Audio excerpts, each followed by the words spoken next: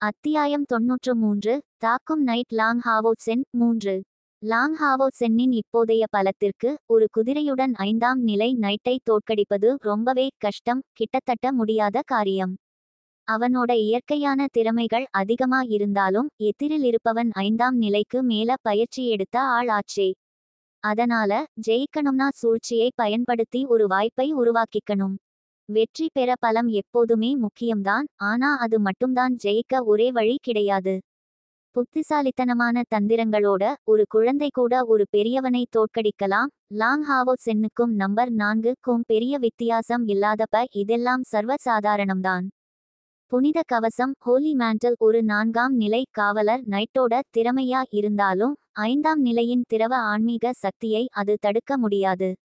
ஆனா சந்தேகமே இல்லாம சொர்க்கப்போர் வியூகம் ஹெவன்லி பேட்டில் அரே புனித கவசம் கூட சேர்ந்து லாங் ஹாவோ சென்னுக்கு நிறைய நேரத்தை வாங்கி கொடுத்துச்சு. அவன் தரையில் குத்தியிருந்த பிரகாச வாளை எடுத்தான். அதுல ஒரு அடர்த்தியான தங்க நிற ஒளி பிரகாசிச்சுச்சு. அதே சமயம் அவனோட இடது கையில இருந்த சுடர் வாளை நெருப்பு சிவந்த ஒரு வளைவா பக்கவாட்டுல வீசுனான். இந்த நெருப்பு சிவந்த ஒளி தங்க ஒளியோட சேர்ந்து ஒரு வெட்டிச்செல்லும் அதிவேக வெட்டு இன்ஸ்டன்ட் பிளாஸ்ட் கிராஸ் காட் தாக்குதலை உருவாக்குச்சு. இந்த நேரத்துல லாங் ஹாவோ சென் நம்பர் 4 நைட்டோட கைக்குள்ள போயிட்டான். ஆனா எதிர்ப்பே இல்லாத மாதிரி தெரிஞ்ச லாங் ஹாவோ சென் திடீர்னு இப்படி தாக்குவான் அதுவும் இவ்வளவு தீவிரமா இருக்கும்னும் நம்பர் 4 ஒருபோதும் நினைச்சிருக்க மாட்டான். இந்த சமயத்துல நம்பர் 4 எந்த ஒரு திறமையையும் பயன்படுத்த வாய்ப்பு இல்லாம போச்சு. சிரமப்பட்டு தன்னோட கேடயத்தை ஷீல் தூக்கி தன்னை தற்காத்துக்க மட்டும்தான் முடிஞ்சுச்சு. பூம்! ஒளியும் நெருப்பும் ஒன்னாகி ஒரு அதிவேக வெட்டு தாக்குதலா நம்பர் 4 ஓட கேடயத்தை பயங்கரமா தாக்குச்சு. நம்பர் 4 நைட் உண்மையிலேயே சூப்பர் ஆள், 5ஆம் நிலையில இருக்கிற ஒரு சக்தி வாய்ந்தவன்குற பட்டத்துக்கு தகுதியானவன்.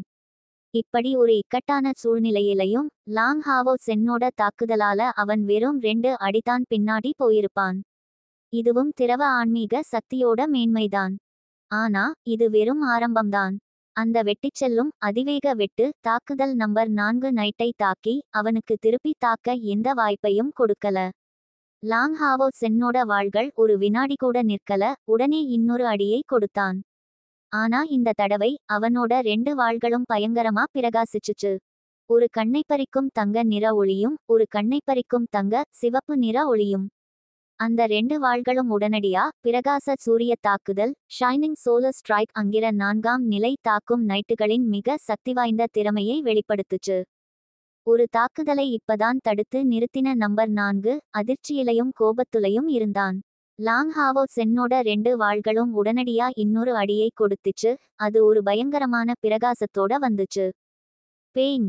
இந்த தடவை நம்பர் 4 நைட் எதிர்த்தான், ஆனா இந்த முறை ரொம்ப எளிதா இல்லை. பிரகாச சூரிய தாக்குதல் லோட சக்தி வாய்ந்த தாக்கத்துல அவனோட கேடயம் பின்னாடி தள்ளப்பட்டு அவன் கிட்டத்தட்ட சமநிலையை இழந்துட்டான். மேலும் மேலும் தடுமாறி ஆனா எப்படியோ நிலைச்சு நின்னுட்டான். லாங் ஹாவோ சென் அடைந்த அனுகூலம் சாதாரணமானது இல்லை. அவனோட இடது கையில இருந்த சுடர் வாள் ஒரு சிவப்பு ஒளியோட முன்னாடி குத்தப்பட்டுச்சு. ஒரு மின்னல் குத்து லைட்னிங் த்ராஸ்ட் நேரா நம்பர் 4 ஓட நெஞ்சை குறிவைச்சுது. அவனோட வலது கையில இருந்த பிரகாச வாள் ஒன்னா தாக்கல, ஆனா தலைக்கு மேல தூக்கப்பட்டது. அதுக்கு மேல ஒரு வெண்மையான ஒளி பிரகாசிச்சுச்சு, உடனடியா பெரிதாச்சு. ஆனா பிரகாச சூரிய தாக்குதல் லோட ஒரு அடிப்படை வித்தியாசம் இருந்துச்சு. அது என்னன்னா பிரகாச வாளோட ஒளி சிதறாம வாளுக்குள்ளேயே முழுசா குவிஞ்சிருந்தது. பிரகாச வாள் திடப்பொருளா இல்லாம எதையும் ஊடுருவி செல்லக்கூடியதா இருந்தது போல தெரிஞ்சுச்சு. அதுல இருந்து ஒரு புனிதமான ஒளி வெளியாச்சு. லாங் ஹாவோ சென் மெதுவான குரல்ல சில மந்திரங்களை உச்சரிச்சான். இந்த பிரகாச வாள் ஒரு மாற்றத்தை வெளிப்படுத்துச்சு. முதல் பார்வையில அது ஒரு தூய வெள்ளை வாள் பியோ ஒயிட் எட்ஜ் மாதிரி தெரிஞ்சுச்சு. ஆனா தூய வெள்ளை வாளை விட இப்போதைய பிரகாச வாள் ரொம்பவே உயர்ந்ததா இருந்துச்சு. ஆன்மீக சக்தியோட தரம், தூய்மை, வெளிப்படும் புனித ஒளியோட அடர்த்தி அல்லது பயன்படுத்துபவனுக்கு ஏற்படும் சுமை எதுலையும் பிரகாச வாள் பல மடங்கு சிறப்பா இருந்துச்சு. மேடையில உட்கார்ந்திருந்த புனித நைட் செயின்ட் நைட் ரொம்பவே ஆச்சரியப்பட்டு, நல்ல பையன், இவனுக்கு இப்படி ஒரு ரகசியம் இருக்கா? இவன் ஒரு காவலர் நைட் கிடையாதா?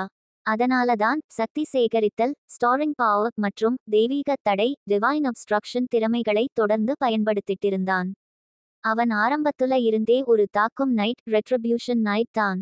என்ன ஒரு நல்ல பையன். இது 5ஆம் நிலையில கத்துக்கக்கூடிய ஒரு இரு கைகள் உயர்நிலை தாக்கும் திறன், ambidextrous high level retribution skill. Number 4 முழுசா நம்பிக்கை இழந்துட்டான். லாங் ஹாவோ சென்னோட எதிர் தாக்குதல் அவன் எதிர்பார்த்ததை விடவே அதிகமா இருந்துச்சு. அது மட்டுமில்லாம லாங் ஹாவோ சென்னோட தொடர்ச்சியான தீவிர தாக்குதல்கள் அவனுக்கு திருப்பி தாக்கறதுக்கு ஒரு சிறிய வாய்ப்பையும் கொடுக்கல. சொர்க்கப்போர் வியூகம், புனித கவசம் 2 பிரகாச சூரிய தாக்குதல் மற்றும் ஒரு மின்னல் குத்து. இந்த தாக்குதல்களை தடுக்க தன்னோட உள் ஆன்மீக சக்தியை மாத்தறதுக்கு கூட அவனுக்கு நேரம் கிடைக்கல. திறமைகளை ஏவோ இல்ல தன் குதிரையை அழைக்கவோ எப்படி நேரம் இருக்கும்? அவன் இந்த தாக்குதல்களுக்குள்ள முழுசா சிக்கிக்கிட்டான். வெறுமனே தாங்கிக்கிறதை தவிர வேற எதுவும் செய்ய முடியல. லாங் ஹாவோ சென்னோட தொடர் தாக்குதல்களை நிறுத்தணும்னா ஒரு சின்ன இடைவெளிக்காக, திருப்பி தாக்க ஒரு வாய்ப்புக்காக காத்திருக்கணும். தன்னோட அகல வாளை ப்ராட்சார்ட் பயன்படுத்தி இந்த தாக்குதல்களை முடிந்த அளவுக்கு தடுத்து நிறுத்தினான். ஸ்டேடியம் மேற்பரப்பில் தொடர்ந்து ஜலஜலவென்ற சத்தங்கள் கேட்டன. லாங் ஹாவோ சென்னோட மின்னல் குத்து ரொம்பவே வேகமா இருந்துச்சு. அது அவனுக்கு பிரகாச சூரிய தாக்குதல் பயன்படுத்த ஒரு வாய்ப்பை கொடுத்துச்சு. நம்பர் 4 நைட் இந்த தாக்குதல்களை முழுசா தடுக்கவே முடியல. ஒரு தங்க சிவப்பு ஒளி அவனோட இடது கையை கடந்து போச்சு. உடனடியா ஒரு கருத்த எரிந்த அடையாளத்தை விட்டுச்சு. ஒரு உண்மையான சக்தி வாய்ந்தவன் போர்க்களத்துல பெருமையால கண்ணை மூடிக்க மாட்டான். எந்த கவசமும் அணியாமல் இருந்த நம்பர் 4 இந்த பொன்னான விதியை அப்பட்டமா மீறிட்டான். சுடர் வாளால் அவன் தாக்கப்பட்டான். அது அவனோட இடது கையில ஒரு வலியான காயத்தை ஏற்படுத்தி கை முழுசா மரத்து போச்சு. உண்மையில அந்த நேரம் வரைக்கும் நம்பர் 4 தோற்கலாம்னு ஒருபோதும் நினைச்சதில்லை. லாங் ஹாவோ சென் ஒரு தாக்கும் நைட்டா இருந்தாலும், இவ்வளவு திறமைகளை பயன்படுத்த முடிஞ்சாலும் அவன் திறமைகளை பயன்படுத்தினதுக்கு அப்புறம் சாதாரணமா ஒரு சின்ன இடைவெளி இருக்காதா? திருப்பி தாக்கறதுக்கு அவனுக்கு ஒரு வாய்ப்பு கிடைச்சா போதும். லாங் ஹாவோ சென்னை விட தன் சக்தி ரொம்பவே அதிகமா இருக்குன்னு அவன் நம்பினான். இந்த சமயத்துல லாங் ஹாவோ சென் மின்னல் குத்து தாக்குதலை முடிச்சதும் ஒரு கண்ணை பறிக்கும் தங்க சிவப்பு நிற ஒளி திடீர்னு வெடிச்சு சிதறிச்சு.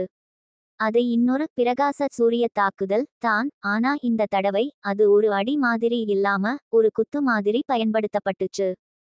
அதுக்கு மின்னல் குத்து ஓட வேகம் இல்லை. ஆனா பிரகாச சூரிய தாக்குதல் லோட சக்தி இருந்துச்சு. நம்பர் 4 நைட்டுக்கு தன்னோட கேடயத்தை மறுபடியும் தடுக்க வேண்டியதா போச்சு. ஒரு வெடிக்கும் சத்தம் கேட்டுச்சு. அவன் 5 அடிகள் பின்னாடி விழுந்தான். அவனோட கேடயமும் அகல வாளும் அப்போ மங்கிப்போயிருந்துச்சு. ஆழமா மூச்சுவிட்டபடி பின்னால் விழுந்த நம்பர் 4 ஓட கண்கள் கோபத்தால் நிறைஞ்சிருந்துச்சு. அவனோட முழு திரவ ஆன்மீக சக்தியால அவன் இப்போ தடுமாறினாலும் இந்த பின்வாங்கல் ஒரு வாய்ப்பாகவும் அமையலாம். ஒரு சிறிய அளவு உள் ஆன்மீக சக்தியை பயன்படுத்தி அவன் தங்க நிற புனித கவசத்தை வெளிப்படுத்தினான். அது அவனோட இடது கையில இருந்த காயத்தை குணப்படுத்தியதுடன் ஒரு சக்தி வாய்ந்த பாதுகாப்பையும் உருவாக்குச்சு. தாக்குதல் அசால்ட் திறமையை பயன்படுத்தி லாங் ஹாவோ சென் வாளோடு பாய்ந்தான். ஒரு நொடியில் ஒரு வெண்மையான மின்னல் ஒளி மட்டுமே தெரிந்தது. அவனோட உருவம் வடிவமற்றதா மாறுச்சு. ஒற்றை வாள் உருவம் தோன்றியது. ஆனா அது பிரகாச வாளா அல்லது சுடர் வாளா? ஒரு படிகம் போன்ற தூய வெள்ளை பிரகாசமான வாள் காற்றில் அலைகளை உருவாக்கி உடனடியாக நெருங்கி வந்துச்சு. வியூ 5ஆம் நிலை நைட்டோட சக்தியால் உருவாக்கப்பட்ட புனித கவசம் கூட பிரகாச வாளின் இந்த குத்தை எதிர்பாராத விதமா தாங்கிக்க முடியல. காதை கிழிக்கும் சத்தத்தோட பிரகாச வாள் இந்த புனித கவசத்தை வலுக்கட்டாயமா ஊடுருவிச்சு. புனித வாள் ஹோலி ஸ்வாட் 5ஆம் நிலை தாக்கும் நைட்டோட இறுதி திறமை. இது ஒரு சர்வாதிகார தாக்குதல் சக்தியை கொண்டிருப்பதுடன் இருண்ட பண்பு கொண்ட உயிரினங்கள் மீது இரட்டிப்பு சேதத்தை ஏற்படுத்தும் ஒரு துணை விளைவையும் கொண்டிருந்துச்சு. நம்பர் 4 நைட் முழுசா அதிர்ச்சியடைஞ்சுட்டான். அவசரமா தன்னோட வெற்றி கேடயத்தை விக்டோரியஸ் ஷீல்ட் தூக்கினான். ஆனா லாங் ஹாவோ சென்னோட இணைக்கும் வேகம் ரொம்பவே அதிகமா இருந்துச்சு. அவன் புனித வடிகட்டி கேடயம் ஹோலி ஃபில்டர் ஷீல்ட் திறமையை பயன்படுத்தி தன்னோட கேடயத்தோட பாதுகாப்பை அதிகரிக்க மட்டும்தான் நேரம் கிடைச்சுச்சு.